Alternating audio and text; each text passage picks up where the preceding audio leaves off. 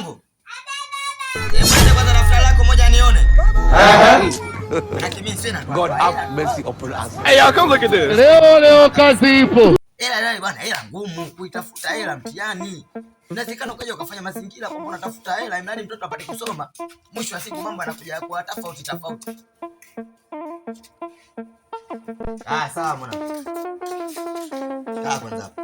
Lakini wewe Aziza mwanangu, mbona unakuwa hivyo? Yaani hili daftari mimi nimenunua juzi tu. Yaani mazingira kama haya daftari umelichana, daftari lilikuwa ni ngumu. Hali eleweki kweli hivi mwanangu hivi. Madaftari yenyewe yote wananunulia mabovu. Kwa hiyo nataka kusema Aziza mimi nikienda dukani kinunua madaftari mabovu. Ili silikuja hapo lilikuwa zuri tu kabisa nazima ili kabisa. Sawa, mimi sijakuitia hicho. Mimi nichukuitia ngoja niangalie masomo ambayo unayofanya mwanangu. Aziza, wewe kweli kichwa hiki kweli mwanangu mimi nakutegemea. Ili swali hili wewe ukakose swali hili kweli hili.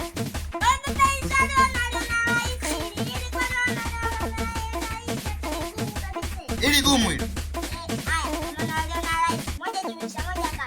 Moja ukijumlisha moja 11. Yaani moja. Alafu ukijua kujumlisha na moja. Si hapa 11.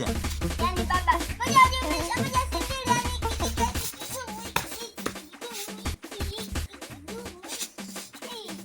Wewe Aziza wewe mwanangu wewe. Yaani mimi baba yako alafu nakuja kuniambia kichwa hiki kigumu hiki. Wakati mimi baba yako yenyewe nimesoma mpaka shule zinanibomokea. Shule zote la kwanza, la pili, la tatu, la nne, la tano, la sita, la saba, la nane, la tisa mpaka darasa la 10. Shule zote mimi zinanibomokea. Aziza wewe bado mimi naona mimi mpumbavu naona mimi sina akili. Wewe mtoto wewe.